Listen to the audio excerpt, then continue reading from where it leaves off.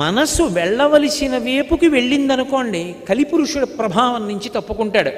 అలా మనసు వెళ్ళాలి అంటే తప్పకుండా జ్ఞాపకం తెచ్చుకోవలసినటువంటి విషయాలు, రోజు స్మరించవలసినటువంటి పేర్లు ఈ నాలుగు చెప్తూ నలుడి యొక్క కథని తప్పకుండా స్మరించండి అని చెప్పారు.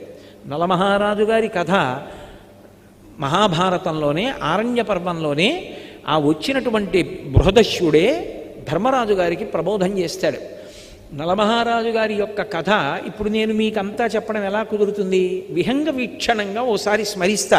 ఎందుకంటే కలిప్రభావం గురించి మాట్లాడుతున్నాను కాబట్టి. ఎందుకు చెప్పమన్నారు ఆ విషయాలు?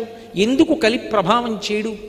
ఆ కథకి కలికి ఏమిటి సంబంధం అన్న విషయం గురించి స్పృశించడానికి నేను కథ మీద విహంగ వీక్షణం చేస్తాను, పెద్ద వివరణ చేయకుండా.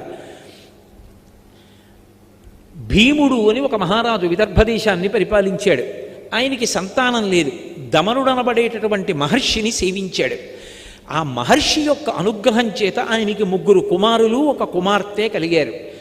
ఆ మహర్షి అనుగ్రహంతో పుట్టింది కాబట్టి ఆ పిల్లకి దమయంతి అని పేరు పెట్టాడు. గొప్ప అందగత్తె. ఆ పిల్ల పెద్దదవుతోంది. పక్కన నిషధరాజు నలమహారాజు గారు ఉన్నాడు. ఆయన రామచంద్రమూర్తిలా ఆజానబాహు, గొప్ప అందగాడు, గొప్ప శౌర్యం ఉన్నవాడు, చక్రవర్తి. ఆయనని వివాహం చేసుకోవాలనేటటువంటి కోరిక దమయంతి యందు అనురక్తమైంది. ఎందుచేత? అక్కడికి వెళ్ళొచ్చిన వాళ్ళు ఇక్కడ చెప్తుంటే, ఇక్కడికి వచ్చినటువంటి వాళ్ళు అక్కడికి వెళ్ళి చెప్తుంటే నలమహారాజు గారికి కూడా దమయంతిని వివాహం చేసుకుందాం అనిపించింది. దానికి తోడు ఒక రోజున ఆయన ఒక హంసని పట్టుకున్నాడు. అదంది, నన్ను విడిచిపెట్టేసేయి, నీ గుణములు దమయంతితో చెప్పి నీ యందు అనురాగము కలిగేటట్టు చేస్తానంది. హంసని విడిచిపెట్టాడు. అది దమయంతి దగ్గరికి వెళ్ళి దమయంతికి నలమహారాజు గారి పట్ల అనురక్తి కలిగేటట్టుగా మాట్లాడింది ఆయన గుణాలు చెప్పి.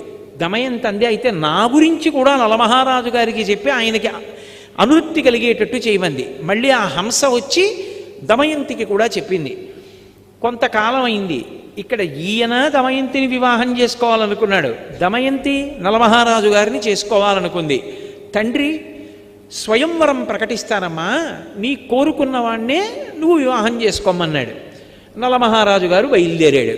ఈలోగా దిక్పాలకులు కూడా 4 బయలుదేరారు. ఎవరు? ఒకరు దేవేంద్రుడు, ఒకరు అగ్నిహోత్రుడు, ఒకరు యమధర్మరాజు గారు, ఒకరు వరుణుడు. 4 కూడా బయలుదేరి దివ్యమైన రథాల్లో వెళ్ళిపోతున్నారు. కింద నలుడు కనబడ్డాడు. వాళ్ళు ఆకాశంలో రథం ఆపి కిందకొచ్చాడు ఇంద్రుడు. నలమహారాజా, దమయంతిని వివాహం చేసుకోవాలని మా 4 అనుకుంటున్నాం, ఎవరిని చేసుకున్నా పర్వాలేదు, నువ్వు వెళ్ళి రాయబారం చెప్పాలి, దమయంతిని మా 4లో ఒకళ్ళని పెళ్లి చేసుకోమని చెప్పన్నాడు. నలమహారాజు తొందరపడి మాటిచ్చాడు, మీరు ఏం చెప్తే ఆ ఉపకారం మీకు చేస్తానన్నాడు. ఇప్పుడు ఎదురొచ్చింది. అయినా మాట తప్పకూడదు కనుక, ఎలా వెడతాను అంతఃపురంలోకి అంటే, నువ్వు వెడుతున్నట్టు ఎవరూ గ్రహించలేరు, నీకు ఆ వరం ఇస్తున్నామన్నారు. నలుడు తిన్నగా దమయంతి అంతఃపురంలోకి వెళ్ళిపోయి ఆవిడికి కనపడాలని సంకల్పం చేశాడు. కనపడ్డాడు.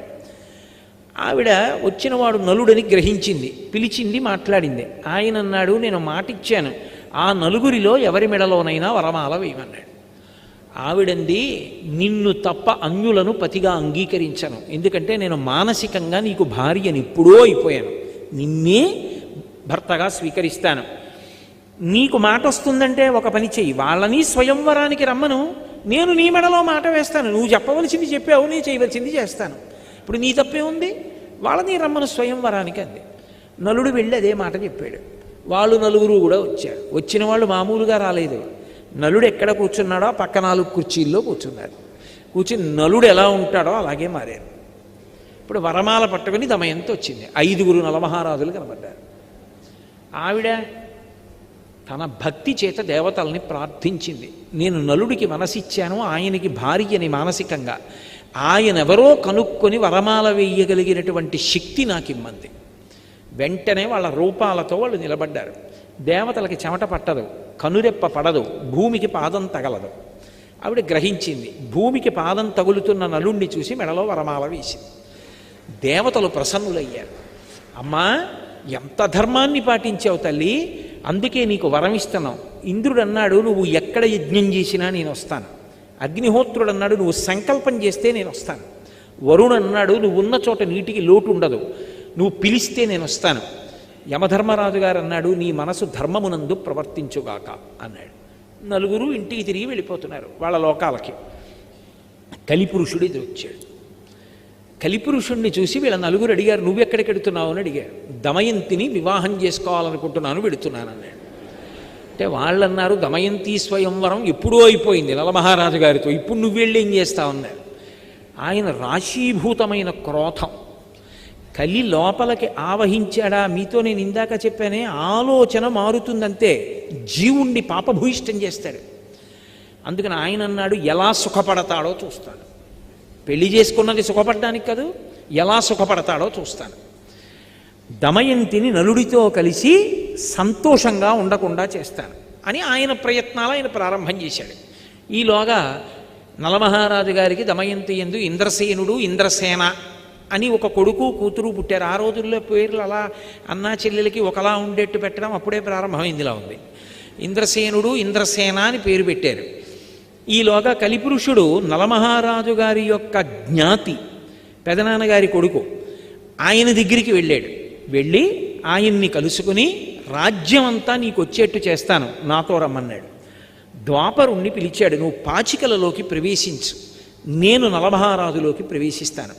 నలమహారాజు యందు ధర్మమునందు అనురక్తి తగ్గి ఇతర విషయముల యందు అనురక్తి పెరుగుతుంది. అప్పుడు సర్వనాశనం చేస్తాను. బయలుదేరమన్నాడు. అందరూ బయలుదేరి వచ్చారు.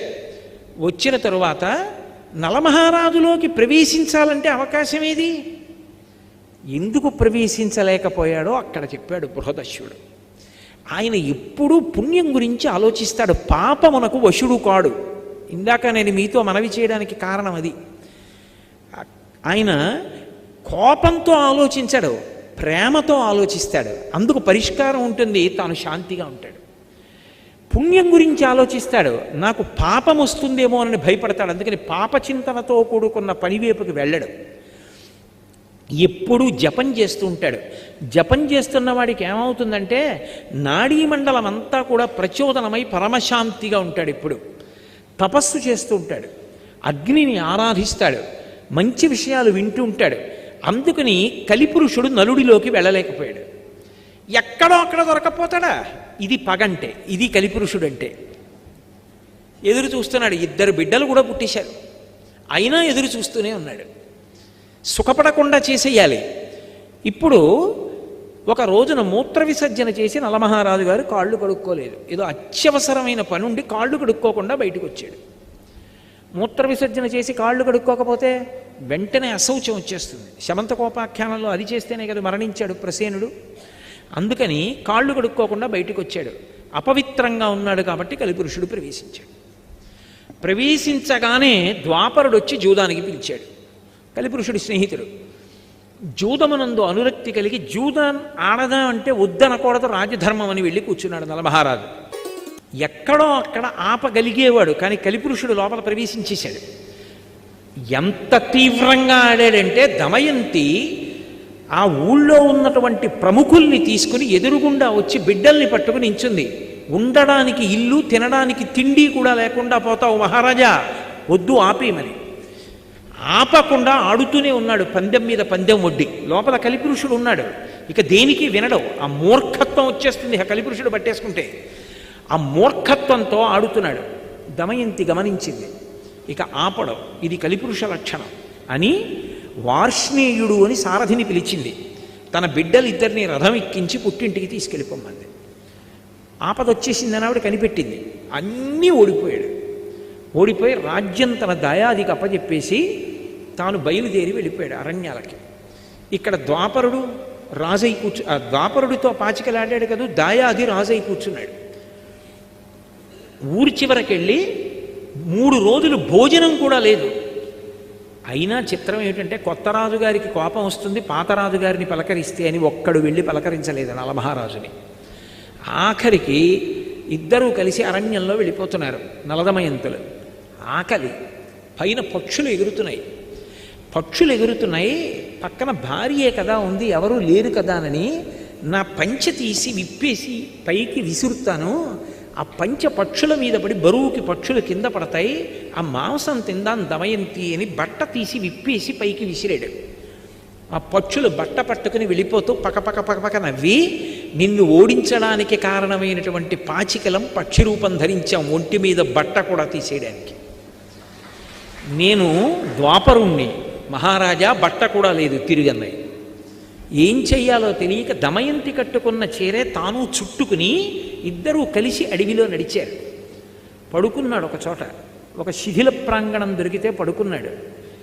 కలిపురుషుడు లోపల ఉన్నాడు కదా, ధర్మం తప్పిపోతోంది. ఏం ఆలోచించాడంటే, ఇంత గొప్ప భార్య, ఈమె కష్టపడుతోంది నా వల్ల, ఈమెని వదిలిపెట్టేయాలనుకున్నాడు. నేను వదిలేస్తే సుఖపడుతుంది. వదిలిపెట్టి బయటికి వెళ్ళాడు. మళ్ళీ ధర్మం గుర్తొచ్చింది, భార్యని వదిలిపెట్టకూడదు. మళ్ళీ వచ్చాడు, కానీ లోపల కలి. ఆ కలి ప్రభావానికి ఏం చేశాడంటే చెయ్యకూడని పని చేసేసాడు. అంత పెద్ద అరణ్యంలో భార్య చీర కొంగు చింపేసి ఒంటికి కట్టుకొని వదిలిపెట్టి వెళ్ళిపోయాడు. పాపం దమయంతి ఉండిపోయింది. అలా వెళ్ళినవాడు నలమహారాజా రక్షించు, నలమహారాజా రక్షించు అని కేకలు వినపడ్డాయి. గబగబా వెళ్ళి చూశాడు. పెద్ద పాము ఒకటి పడుంది. అవతల నుంచి అరణ్యం అంతా కాలిపోయి మంటలు వచ్చేస్తున్నాయి. వచ్చేస్తుంటే పాము అంది, మంటల్లో తప్పించుకోలేను, నువ్వే నన్ను ఎలాగోలా తీసుకెళ్ళి ఏదైనా నది ఒడ్డున పడయి, ఒళ్ళు కాలిపోతోంది మహారాజా, నేను కర్కోటకుణ్ణి, మహాసర్పాన్ని, మునిశాపానికి ఇలా పడిపోయాను, ఇప్పుడు కదలలేనంది. చిన్న పాము అయిపోయింది. దాన్ని ఎత్తి పట్టుకుని నది ఒడ్డుకెళ్ళి దింపబోతున్నాడు. ఒక్క 10 అడుగులు ఈ మహారాజా అంది. 10వ అడుగు వేశాడు, ఠక్కున కరిచింది. అది కర్కోటక విషం. ఆ విషం వల్ల వెంటనే కాళ్ళు చేతులు కురసైపోయి పొట్టివాడైపోయి భయంకరమైన ఆకారాన్ని పొందేశాడు. కర్కోటకుడి వంక తిరిగి అన్నాడు, ఉపకారం చేసిన వాడికి నువ్వు చేసే ఉపకారం ఇదా అన్నాడు. మహారాజా, నేను అపకారం చేయలేదు, నలుడిగా ఎలా తిరుగుతావు ఇంత కష్టంతో, నిన్నిప్పుడెవ్వరూ గుర్తుపట్టరు. ఋతుపర్ణుడి యొక్క రాజ్యానికి వెళ్ళి నీకు అశ్వహృదయం తెలుసు కాబట్టి గుర్రాలు పెంచి పోషించు, వెళ్ళిపోమన్నాడు. కానీ ఒక వరం ఇస్తున్నాను, ఎప్పుడైనా నువ్వు తలుచుకుంటే దివ్య వస్త్రం వస్తుంది, అది కప్పుకుంటే నీలో ఉన్నటువంటి నా విషం తొలగిపోతుంది, నీకు యథారూపం వచ్చేస్తుంది, రాజ్యం కూడా పొందుతావు, బయలుదేరమన్నాడు.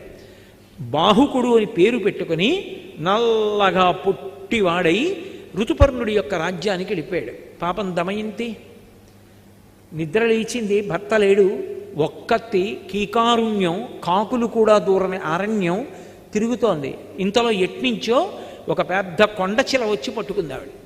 ఇక కొండచిలవ ఆవిడ్ని గ్రసించబోతుండగా ఓ కిరాతుడు వచ్చి కొండచిలవని సంహరించి ఈవిడ్ని కాపాడాడు. స్నానం చేసి వచ్చి సేద తీరింది, ఆవిడికి పళ్ళు తేనె ఇచ్చాడు, తింది. అంతలో అతని యందు పుట్టకూడని కోరిక పుట్టింది.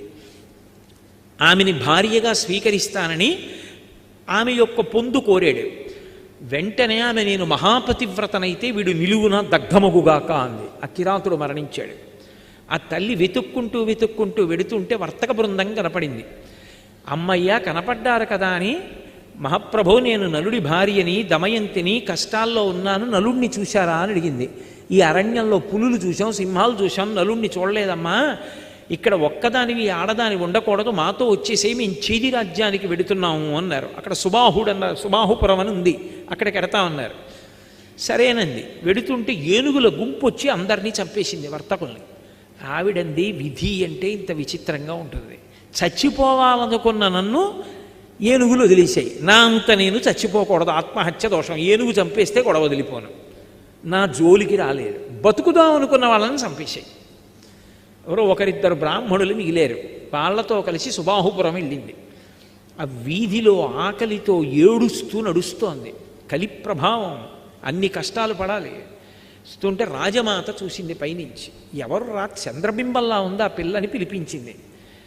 ఏమమ్మా, నిన్ను చూస్తే రాచపుత్ర స్త్రీలా ఉన్నావు, ఇంత కష్టంలో ఉన్నావు, నా అంతఃపురంలో ఉండమంది. నిన్ను చూస్తే నాకు ఎందుకో మనసు స్పందిస్తోంది, ఏదో బంధుత్వం ఉందనిపిస్తోంది, నా దగ్గర ఉండండి. అమ్మా, నేను సైరింధ్రీ కార్యాలు చేయను, పరపురుషుల దగ్గరికి వెళ్ళను, ఇతర కాళ్ళు పట్టను, ఎంగిలి తినను, అలా అయితే ఉంటానంది. సరే ఉండమంది ఆవిడ. రాజమాత అంతఃపురంలో ఉంటోంది పాపం. అక్కడ నలుడు ఋతుపర్ణుడు ఒక మహారాజు. ఆ ఋతుపర్ణుడి యొక్క సేవలో అశ్వహృదయం తెలుసున్నవాడు కాబట్టి లొంగని గుర్రాల్ని లొంగ తీసుకుని రథచోదనం చేస్తూ బతుకుతున్నాడు. అలా బతుకుతుంటే ఇక్కడ ఎన్నాళ్ళు ఉంటుంది ఈవిడిలా పాపం. ఒకనాడు తండ్రి భీమకుడికి ఆలోచన వచ్చింది. భీముడికి నా కూతురు ఎక్కడుందో వెతికి పట్రమ్మని బ్రాహ్మణుల సమూహాల్ని పంపాడు.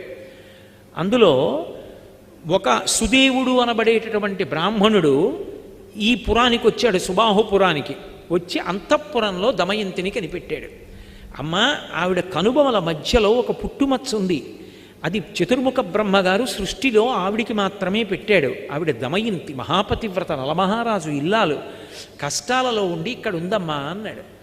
దమయంతికి నీళ్ళిచ్చి ముఖం కడుక్కోమన్నారు. కనిపెట్టారు, అవును మహాతల్లి మహాపతివ్రత దమయంతి అని. అప్పుడు ఆ రాజమాత చెప్పింది, అయ్యో తల్లి, నిన్ను చూస్తే నా హృదయం ఎందుకు స్పందించిందో అర్థమవుతోంది. నీ తల్లి నేను అక్క చెల్లెళ్ళాం కాబట్టి నువ్వు నాకు కూతురు అవుతావు అంది. పుట్టింటికి ఎడతానంది, బయలుదేరింది, పుట్టింటికి వెళ్ళిపోయింది. ఇక్కడ నలుడు సృష్టిలో ఎవరూ గుర్తుపట్టలేరు. అంత మరుగుజ్జు వాడిపోయి కాళ్ళు చేతులు వంకర్లు తిరిగిపోయి ఉన్నాడు. చిత్రనళీయంలో అంటాడు కవి, భయద కోదండ ఖడ్గముల్ పట్టు వీరుడు గరిటయూ క్రొవియూ పట్టెనీడు విపుల కేసరి నక్కట పిల్లి చేసే అధమ విధమున ఇట్టిదే విధికృతంబు అంటాడు. కోదండాలు ఖడ్గాలు పట్టుకుని యుద్ధం చెయ్యవలసినటువంటి వాడు వంటశాలలో కూర్చుని వంటలు చేస్తున్నాడు నలుడు. ఆయనకి గుర్రాలని పెంచడం తెలుసు, వంటలు చేయడం తెలుసు. అందుకే నలభీమ పాకం అంటూ ఉంటారు. వంట చేసి పెడుతున్నాడు మహారాజుకి. సరే, కాలం గడిచిపోయింది. ఆ వార్ష్ణేయుడు అంటే ఆ పిల్లలిద్దరినీ పుట్టింట్లో దింపేసినటువంటి సారథి నలుడితోటే ఉన్నాడు. కానీ ఆయనకి తెలియదు బాహుకుడే నలుడని.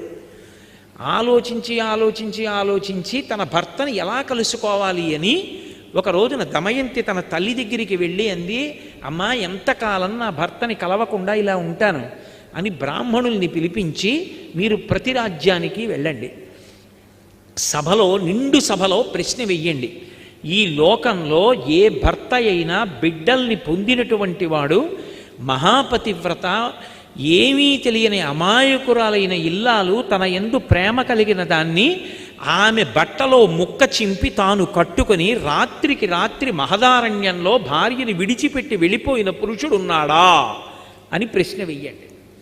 ఒకవేళ నలుడు సభలో ఉంటే లేచి జవాబు చెప్తాడు. ఎవ్వరూ చెప్పకపోతే ఆ రాజ్యంలో నలుడు లేడు. బ్రాహ్మణుల్ని పంపింది. అన్ని రాజ్యాలకి వెళ్ళి అడుగుతున్నారు. ఋతుపర్ణుడి రాజ్యానికి కూడా వెళ్ళి ఒక బ్రాహ్మణుడి ప్రశ్న వేశాడు. ఏమీ మాట్లాడలేదు ఎవరు. కానీ ఆయన రాత్రి విశ్రాంతి తీసుకుంటూ ఉండగా బాహుకుడు అన్న పేరుతో ఉన్న నలుడు ఆయన దగ్గరికి వచ్చాడు. వచ్చి అన్నాడు, మహాపతివ్రత అయినటువంటి స్త్రీ భర్త ఏ కారణం చేత పొరపాటు చేశాడో తెలుసుకోకుండా నింద చేస్తుందా? అలా చెయ్యొచ్చా? అలా చేస్తే ఇహమునందు భర్తతో సుఖములుంటాయా? పరలోకముల యందు సుఖములుంటాయా? ఇలా చెయ్యవచ్చా అని వెళ్ళిపోయాడు. బ్రాహ్మణుడు లేచి విన్నాడు. విని వెనక్కి వచ్చి ఇదే చెప్పాడు. అమ్మ, నలుడు కనపడలేదు, బాహుకుడు ఒక ఆయన ఉన్నాడు, నల్లగా పొట్టిగా చేతులు కాళ్ళు ఇలా కుంజించుకుపోయి గూనిలా ఉంటాడు, అతని ఈ మాట అడిగాడు. నలుడే. దమయంతి నమ్మింది. ఏదో కారణం ఉంది, అలా ఉన్నాడు. ఎలా? బాహుకుడిని ఇక్కడికి పిలిపించడం. ఆవిడంది, అశ్వవిద్య తెలుసున్నవాడు నలుడు ఒక్కడే. ఒక్క రాత్రి ప్రయాణంలో తెల్లవారేటప్పటికీ ఈ పురానికి రథం రావాలంటే తోలగలిగిన వాడు నలుడు ఒక్కడే. అందుకే దమయంతీదేవికి ద్వితీయ స్వయంవరం జరుగుతోందని ఋతుపర్ణుడు ఒక్కడికి కబురు చేయండి. ఋతుపర్ణుడు బయలుదేరి వస్తాడు. రథం రాదు తెల్లవారేటప్పటికి ఊరు, నలుడు నడపాలి. నలుడు అక్కడుంటే పిలుస్తాడు. అశ్వహృదయం తెలుసు కాబట్టి రాజు రథం నడపమంటాడు. అప్పుడు వచ్చిన రథం వచ్చేస్తే నలుడే నడిపాడు రథం, మనం కనిపెట్టచ్చని.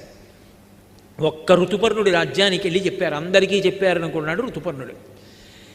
దమయంతీదేవి ఏమిటి అంత పతివ్రత, ఇద్దరు బిడ్డలు ఉన్నది, ద్వితీయ స్వయంవరం ఏమిటి, మళ్ళీ పెళ్లి చేసుకోవడం ఏమిటి? తెల్లబోయాడు. తెల్లబోయి తమాషా చూడాలని ఋతుపర్ణుడు నలుడిని పిలిచాడు. తెల్లవారేటప్పటికి మనం చేరం విదర్భ, కానీ నువ్వు అశ్వహృదయం తెలుసున్నవాడివి, నువ్వు నడపగలవు రథాన్ని, మనం బయలుదేరదాం, తెల్లవారేటప్పటికి దమయంతి స్వయంవరానికి వెళ్ళాలి, రథం నడుపన్నాడు. ఇదేమి తమాషా, నా భార్య ద్వితీయ స్వయంవరానికి ఒప్పుకోవడం ఏమిటి, మహాపతివ్రత చూడాలని నలుడు అనుకున్నాడు. పదండి మహారాజా అన్నాడు. పొట్టి గుర్రాలు కట్టాడు. ఈ గుర్రాలు ఎక్కడ ఎడతాయన్నాడు. చూడండి నా విద్య అన్నాడు. రథం నడుపుతున్నాడు. అబ్బో, ఎంత వర్ణించారో మహాభారతంలో. వెళ్ళిపోతుంటే ఆ ఋతుపర్ణుడు పైన వేసుకున్న ఉత్తరీయం కింద పడింది. కింద పడితే ఋతుపర్ణుడు అన్నాడు, బాహుకుడా రథాన్ని ఆపు, పక్కన ఉన్న వార్ష్ణేయుడు వెనక్కి వెళ్ళి నా ఉత్తరీయం పట్టుకొస్తాడు, కింద పడిందన్నాడు. నలుడు అన్నాడు, మహారాజా రథం ఎంత దూరం నడిచిందో తెలుసా? మళ్ళీ వెళ్ళి తిరిగి రావాలంటే 10 రోజులు పడుతుంది, అంత దూరం వెళ్ళిపోయింది. నడిచి వెళ్ళొస్తే అంత వేగంగా నడుపుతాడు నలుడు రథాన్ని, అలా నడుపుతాడు గుర్రాలని అలసట పొందకుండా. కొంత దూరం వెళ్ళిపోయిన తర్వాత తెల్లబోయాడు ఋతుపర్ణుడు. అబ్బా ఏమి శక్తిరా ఈ బాహుకుడిదని!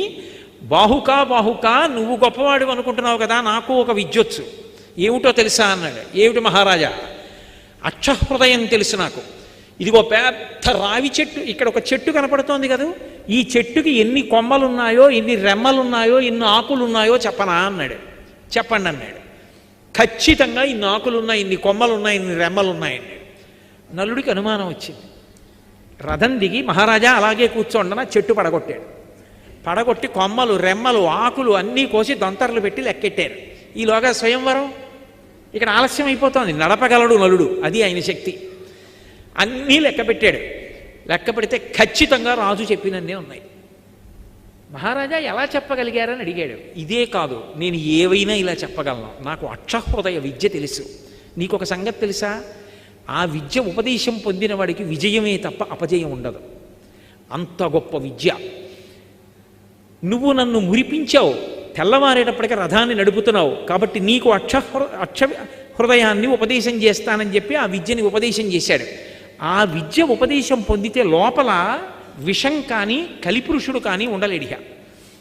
ఆయన ఎప్పుడైతే ఆ విద్య ఉపదేశం పొందాడో నలుడు, కలిపురుషుడు బయటపడిపోయాడు. మహారాజా నిన్ను కష్టాలు పట్టిన వాడిని నేనే. ఒకప్పుడు స్వయంవరానికి వస్తుంటే స్వయంవరం అయిపోయిందని నీలో ప్రవేశించి పాచికలాడించి బాధపెట్టాను, నన్ను మన్నించన్నాడు. నలుడు కత్తి తీసి నిన్ను చంపేస్తానన్నాడు. అంటే నన్నెందుకు చంపుతావు? కర్కోటకుడు నిన్ను కరిచినప్పటి నుంచి చస్తూనే ఉన్నాను, లోపల విషం వేడికి కాలిపోతున్నాను, ఇన్నాళ్ళకి బయటపడి బతికాను, నన్ను వదిలిపెట్టేసేయి, ఇక నేను నీ జోలికి రాను, ప్రమాణం చేస్తున్నానన్నాడు. మరి ఎక్కడుంటావన్నాడు. ఇదిగో విభాతక వృక్షం అంటే తాండ్ర చెట్టు, దాన్ని ఆవహించి ఉంటానన్నాడు. అందుకే ఇప్పటికే ఎవరు తాండ్ర కర్ర కానీ తాండ్ర చెట్టు కిందకి వెళ్ళడం కానీ తాండ్ర చెట్టు ఎక్కడం కానీ చేయరు. కలిపురుషుడు ఆవహించి ఉంటాడు దాన్ని. నేను ఈ తాండ్ర చెట్టును ఆవహించాడు. మహారాజు వెళ్ళిపోయాడు స్వయంవరానికి. ఎవరు లేరు, ఈయనొక్కడు తప్ప. తెల్లబోయాడు, ఇదేమిటి స్వయంవరం అన్నారు, నన్ను ఒక్కడనే పిలిపించారని. బాహుకుడు కూర్చున్నాడు. కేశిని అని దమయంతి యొక్క చెలికెత్తే పిల్లలిద్దరినీ తీసుకెళ్ళింది. ఎంత మారు వేషంలో ఉంటే మాత్రం పిల్లల్ని చూస్తే తండ్రి హృదయం ఆగుతుందా? ఎత్తుకుని ఇద్దరినీ 2 తొడల మీద కూర్చోబెట్టుకుని ముద్దులాడి మురిపాలతో పొంగిపోయాడు. కేశిని గమనిస్తోంది. గభాలను దింపేసి, మహారాజు బిడ్డలు, నేను ముద్దులాడకూడదు మాట్లాడకూడదు, కానీ నా బిడ్డలు గుర్తొచ్చారు, ఏమనుకోకు, ఇంకెప్పుడు ఇటు రాకు అని చెప్పి పంపించేశాడు. ఆవిడ వెళ్ళి దమయంతీదేవికి చెప్పింది.